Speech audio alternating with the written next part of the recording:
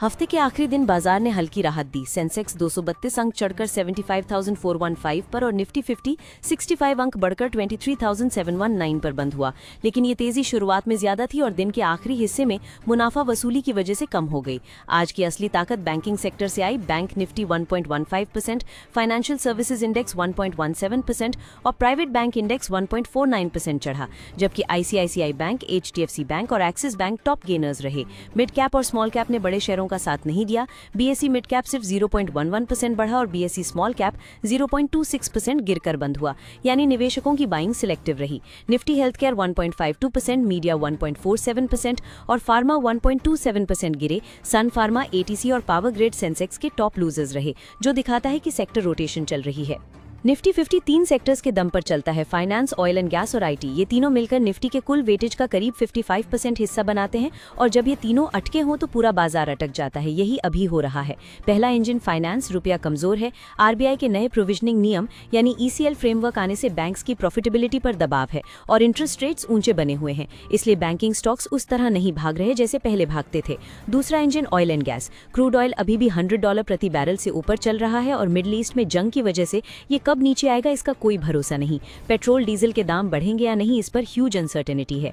तीसरा engine IT के आने से आईटी कंपनीज का बिजनेस मॉडल खतरे में है। दुनिया की सबसे बड़ी आईटी सर्विसेज कंपनी एक्सेंचर का शेयर एक साल में 44% गिर चुका है और टीसीएस भी 33% नीचे है। ये सिर्फ इंडियन आईटी का नहीं, पूरी दुनिया की आईटी सर्विसेज इंडस्ट्री का संकट है।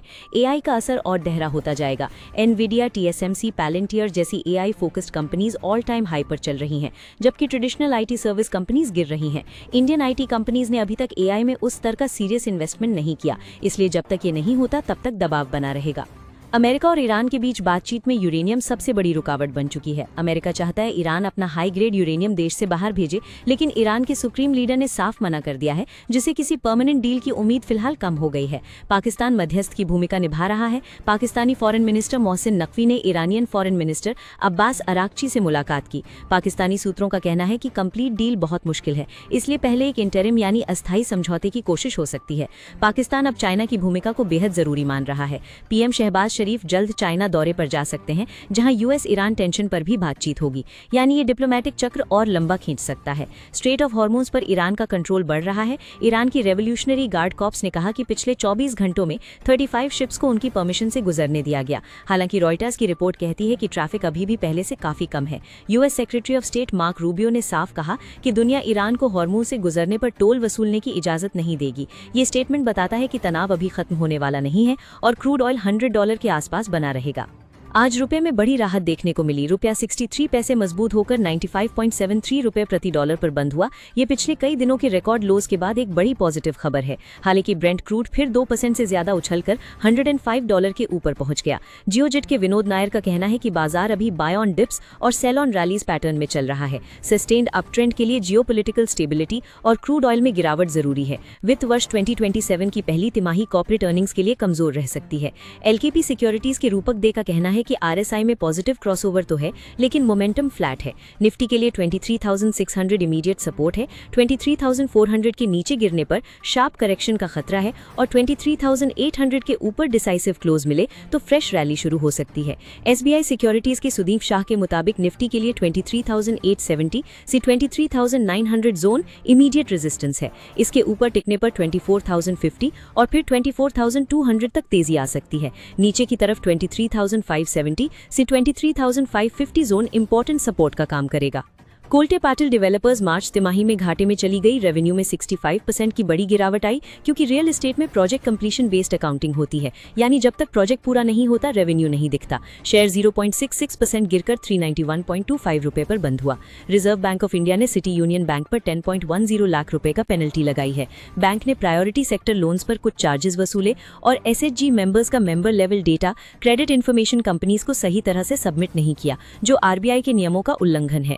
आरबीआई आरबीआई ने मिंटीफी फिनसर्व प्राइवेट लिमिटेड पर केवाईसी नियमों के उल्लंघन पर 3.1 लाख रुपए का और न्योवा इन्वेस्टमेंट्स प्राइवेट लिमिटेड पर गवर्नेंस नियमों के उल्लंघन पर 2.7 लाख रुपए का पेनल्टी लगाया है।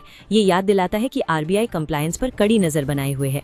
बाजार की आगे की दिशा 3 चीजों पर डिपेंड करती है। पहला, मिडिल ईस्ट में कोई कॉन्क्रीट पीस डील, दूसरा क्रूड ऑयल का $100 से नीचे आना और तीसरा आरबीआई की जून पॉलिसी में इंटरेस्ट रेट्स का डायरेक्शन। इनमें से कोई भी पॉजिटिव मोड पूरा मार्केट उठा सकता है।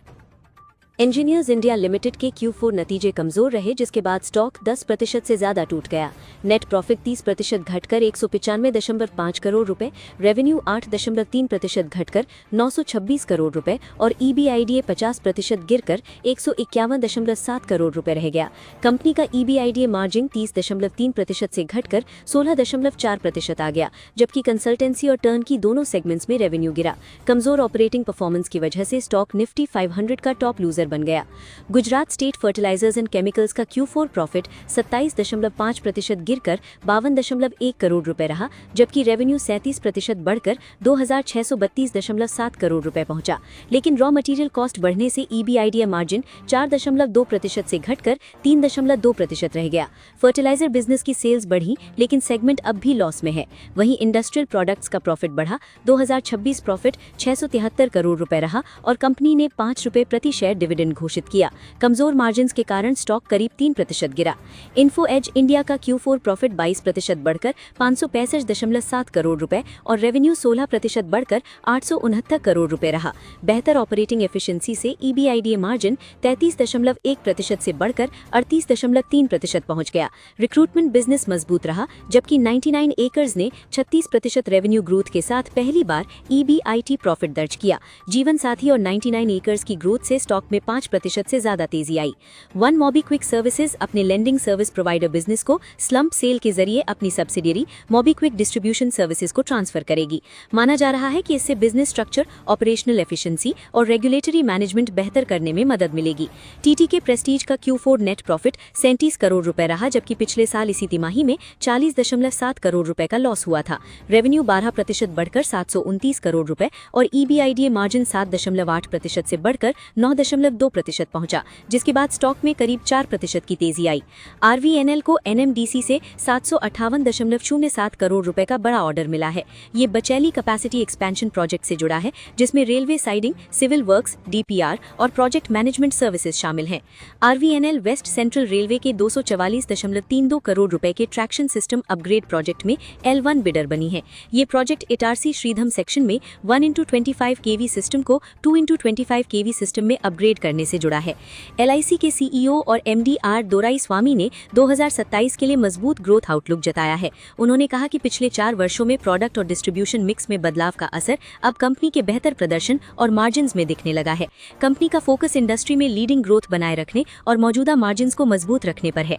LIC का मानना है कि लिक्विडिटी कंसर्न्स कम होने पर वैल्यूएशन में भी सुधार आता है, जिसे बाजार शेयर के लिए सकारात्मक संकेत मान रहा है। AGI इंफ्रा का Q4 नेट प्रॉफिट 15.7 करोड़ रुपए से बढ़कर 26.7 करोड़ रुपए पहुंच गया। रेवेन्यू हल्का बढ़कर 88.1 करोड़ रुपए रहा, लेकिन EBITDA मार्जिन 18.84% से बढ़कर 23.92% होने से कंपनी की ऑपरेशनल एफिशिएंसी मजबूत दिखी। मैक्स हेल्थ केयर ने कहा कि नए बेड्स को चरणबद्ध तरीके से शुरू किया जा रहा है, जिससे आगे कैपेसिटी बढ़ेगी। कंपनी को उम्मीद है कि ऑन्कोलॉजी बिजनेस फिर से मजबूत होगा और कुल सेल्स में इसकी हिस्सेदारी करीब 25% तक पहुंच सकती है। द्वारका हॉस्पिटल की ग्रोथ मजबूत बनी हुई है, जबकि मैक्स नोएडा हॉस्पिटल की ऑक्यूपेंसी करीब 65% है। वहीं भुवनेश्वर का कलिंगा हॉस्पिटल सालाना करीब 10 करोड़ रुपए EBITDA दे रहा है, जिससे हेल्थ केयर डिमांड और एक्सपेंशन प्लान्स पर कंपनी का भरोसा मजबूत दिख रहा है। SPML इंफ्रा को राजस्थान में 400 kV ग्रिड सबस्टेशन बनाने का 165.04 करोड़ रुपए का ऑर्डर मिला है। इससे कंपनी की ऑर्डर बुक मजबूत होगी और पावर इंफ्रास्ट्रक्चर पर बढ़ते सरकारी खर्च का फायदा मिलने की उम्मीद है। एलेंबिक फार्मास्यूटिकल्स को US FDA से लेवोथायरॉक्सिन सोडियम टैबलेट के लिए फाइनल अप्रूवल मिला है। हाइपोथायरॉयडिज्म की इस दवा का US मार्केट करीब 1.869 करोड़ रुपए का माना जा रहा है, जिससे कंपनी की US ग्रोथ को सहारा मिल सकता है। LG इलेक्ट्रॉनिक्स के IPO को लेकर सवाल उठ रहे हैं, क्योंकि 11,600 करोड़ रुपए का पूरा इशू OFS था, यानी IPO से जुटाया गया पैसा भारत में एक्सपेंशन या नए प्लांट के बजाय पेरेंट कंपनी के पास गया। निवेशकों को ये भी चिंता है कि प्री IPO में 30 से 40% ग्रोथ दिखाने वाली कंपनी के नंबर्स लिस्टिंग के बाद कमजोर क्यों नजर आ रहे हैं। लगातार गिरते स्टॉक और वैल्यूएशन को लेकर अब मार्केट में कंपनी की ग्रोथ स्ट्रैटेजी पर चर्चा बढ़ गई है। वीएटेक वाबैग ने कहा कि वेस्ट एशिया में प्रोजेक्ट्स सामान्य चल रहे हैं और कंपनी नए ऑर्डर्स को लेकर बुलिश है। मैनेजमेंट को 2027 में 20% एग्जीक्यूशन गाइडेंस पार करने की उम्मीद है, जबकि सऊदी अरेबिया और कुवैत में 2 बड़े प्रोजेक्ट्स के लिए कंपनी प्रेफर्ड बिडर बनी हुई है। औरोबिंदो फार्मा का Q4 प्रॉफिट 2% बढ़कर 920.84 करोड़ रुपए रहा और रेवेन्यू 5.6% बढ़कर 8,853 करोड़ रुपए रहा, लेकिन EBITDA 5% गिरा और मार्जिन 21.4% से घटकर 19.2% रह गया। स्टॉक में गिरावट इसलिए आई क्योंकि यूएस बिजनेस 13% कमजोर हुआ और मार्जिन्स भी बाजार के अनुमान से नीचे रहे, यानी कंपनी की सेल्स बढ़ी लेकिन कमाई की गुणवत्ता कमजोर दिखी, जिससे इन्वेस्टर्स ने प्रॉफिट बुकिंग शुरू कर दी। मिंडा कॉर्पोरेशन का Q4 प्रॉफिट 52 करोड़ रुपए से बढ़कर 125 करोड़ रुपए पहुंच गया। रेवेन्यू 29% बढ़कर 1,704 करोड़ रुपए और EBITDA 33% बढ़कर 203 करोड़ रुपए रहा। कंपनी का EBITDA मार्जिन 11.9% रहा, जो मजबूत ऑपरेशनल परफॉर्मेंस दिखाता है। अच्छे ग्रोथ नंबर से स्टॉक पर पॉजिटिव सेंटिमेंट बना हुआ। हिंडाल्को इंडस्ट्रीज का स्टैंडअलोन प्रॉफिट 88% बढ़कर 2,934 करोड़ रुपए पहुंच गया। रेवेन्यू 36% बढ़कर 34,244 करोड़ और ईबिट 72% बढ़कर 5,145 करोड़ रुपए रहा, जबकि ईबिटा मार्जिन 12% से बढ़कर 15% हो गया। कंपनी ने 2026 के लिए 5 रुपए प्रति शेयर फाइनल डिविडेंड घोषित किया है, जिसकी रिकॉर्ड डेट 10 जुलाई 2026 तय की गई है। मैनेजमेंट के मुताबिक एल्यूमिनियम, कॉपर और इंडिया बिजनेस में रिकॉर्ड प्रदर्शन की वजह से रेवेन्यू, ईबिटा और प्रॉफिट ऑल टाइम हाई पर पहुंचे हैं। आरबीएल बैंक में यूएई की एमिरेट्स एनबीडी बैंक ने 26% हिस्सेदारी खरीदने के लिए ओपन ऑफर दिया है। ये ऑफर करीब 41.59 करोड़ शेयर्स के लिए 282.38 रुपए प्रति शेयर पर है, जिससे बाजार में बैंक में बड़े स्ट्रेटेजिक इन्वेस्टमेंट की चर्चा बढ़ गई है। अडानी एनर्जी सॉल्यूशंस में 644 करोड़ रुपए की ब्लॉक डील हुई, जहां कतर होल्डिंग ने 0.4% हिस्सेदारी बिरला म्यूचुअल फंड को बेची। साथ ही कंपनी ने FY26 में रिकॉर्ड ईबिटा और इनकम दर्ज की, जबकि प्रॉफिट में भी 5.7% की बढ़त रही। बीएसई लिमिटेड की सब्सिडरी बीएसई इंडेक्स सर्विसेज ने कई इंडिसेज में बदलाव का ऐलान किया है, जो 22 जून 2026 से लागू होंगे। बीएसई 100 में अशोक लेलैंड को शामिल किया जाएगा, जबकि पेटीएम, अंबुजा सीमेंट्स और CG power in industrial solutions जैसे स्टॉक्स बाहर होंगे। बीएसई सेंसेक्स 50 में टीवीएस मोटर कंपनी की एंट्री होगी और अडानी एंटरप्राइजेज बाहर होगा। वहीं सेंसेक्स नेक्स्ट 50 और फोकस्ड आईटी इंडेक्स में भी कई बदलाव किए गए हैं। हालांकि सेंसेक्स और बैंकेक्स इंडिसेज में कोई बदलाव नहीं हुआ। एनटीपीसी ग्रीन एनर्जी का Q4 प्रॉफिट 15.6% घटकर 197 करोड़ रुपए रहा, लेकिन रेवेन्यू 47% बढ़कर 913 करोड़ और ईबिटा 38% बढ़कर 775 करोड़ रुपए पहुंच गया। ये growth renewable energy capacity expansion की वजह से आई है। कंपनी ने 2027 में 5,000 करोड़ रुपए फंड रेज करने की मंजूरी दी है। साथ ही CTRLS डेटा सेंटर्स LTD के साथ रिन्यूएबल एनर्जी प्रोजेक्ट्स के लिए जॉइंट वेंचर बनाने का फैसला भी लिया है, जिससे क्लीन एनर्जी एक्सपेंशन को और मजबूती मिल सकती है। पेटीएम के शेयर्स शुक्रवार को 5% तक गिर गए, क्योंकि ब्लॉक डील में करीब 86 लाख शेयर्स यानी 1.3% इक्विटी का सौदा हुआ। डील का फ्लोर प्राइस 1,120.65 रुपए रखा गया, जो पिछले बंद भाव से करीब 3% कम था। रिपोर्ट्स के मुताबिक सेफ पार्टनर्स और एलिवेशन कैपिटल अपनी हिस्सेदारी बेच रहे हैं। डील का फ्लोर प्राइस 1,120 रुपए रखा गया, जो पिछले बंद भाव से करीब 3% कम है और कुल डील साइज करीब 964 करोड़ रुपए बताई जा रही है। प्रेस्टीज एस्टेट्स प्रोजेक्ट्स का Q4 प्रॉफिट 10 गुना बढ़कर 250 करोड़ रुपए पहुंच गया, जबकि रेवेन्यू 161% बढ़कर 4,143 करोड़ रुपए रहा। ईबिटा भी 85% बढ़कर 1,115 करोड़ रुपए पहुंचा, जो मजबूत ऑपरेशनल परफॉर्मेंस दिखाता है।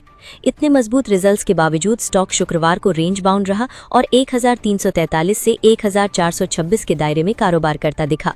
हालांकि ट्रेडिंग वॉल्यूम्स सामान्य से ज्यादा रहे, जिससे इन्वेस्टर्स की स्टॉक पर नजर बनी हुई है।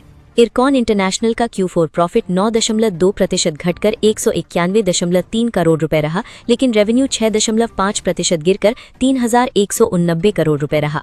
इससे कंपनी पर एग्जीक्यूशन प्रेशर दिखा। हालांकि ईबिटा मार्जिन 7.7% से बढ़कर 8.4% हो गया, फिर भी कमजोर रेवेन्यू ग्रोथ से सेंटिमेंट दबाव में रहा। शिल्पा मेडिकल का Q4 प्रॉफिट 14.5 करोड़ रुपए से बढ़कर 108 करोड़ रुपए पहुंच गया। रेवेन्यू 32% बढ़कर 437 करोड़ और ईबिटा करीब 50% बढ़ा। कंपनी का ईबिटा मार्जिन 27.4% रहा और उसे 25 करोड़ रुपए का वन टाइम गेन भी मिला। मजबूत फार्मा परफॉर्मेंस से स्टॉक के लिए सेंटिमेंट पॉजिटिव बना रहा। 3M इंडिया का Q4 प्रॉफिट 71 करोड़ रुपए से बढ़कर 215 करोड़ रुपए पहुंच गया। रेवेन्यू 1399 करोड़ और ईबिटडा 258 करोड़ रुपए रहा। हालांकि ईबिटडा मार्जिन हल्का गिरकर 18.4% रह गया। कंपनी ने 2026 के लिए कुल 506 रुपए प्रति शेयर डिविडेंड घोषित किया है, जिसमें 160 रुपए फाइनल डिविडेंड और 346 रुपए स्पेशल डिविडेंड शामिल है। रिकॉर्ड डेट 17 जुलाई 2026 तय की गई है और एजीएम की मंजूरी के बाद 30 दिनों के भीतर भुगतान किया जाएगा। एसएमएस फार्मा का Q4 नेट प्रॉफिट 61% बढ़कर 32.7 करोड़ रुपए पहुंच गया। हालांकि रेवेन्यू 4% घटकर 438 करोड़ और ईबिटडा हल्का गिरकर 40 करोड़ रुपए रहा। कंपनी का ईबिटडा मार्जिन 16.6% से बढ़कर 16.7% हो गया। साथ ही 2026 के लिए ₹1 फेस वैल्यू वाले हर शेयर पर 0.40 रुपए फाइनल डिविडेंड की सिफारिश की गई है, जिसे एजीएम में मंजूरी मिलनी बाकी है। लुपिन लिमिटेड को चीन में flu treatment oseltamivir oral suspension launch करने की मंजूरी मिल गई है। ये लुपिन का चाइनीज मार्केट में पहला प्रोडक्ट लॉन्च होगा, जिससे कंपनी को एशिया के बड़े फार्मा मार्केट में ग्रोथ का नया मौका मिल सकता है। दिलीप बिल्डकॉन लिमिटेड की जेवी को गुजरात में साबरमती रिवर वर्क्स के लिए 268 करोड़ रुपए का ईपीसी ऑर्डर मिला है। ये प्रोजेक्ट कंपनी की ऑर्डर बुक को मजबूत करेगा और वाटर इंफ्रास्ट्रक्चर सेगमेंट में उसकी मौजूदगी बढ़ाने में मदद करेगा।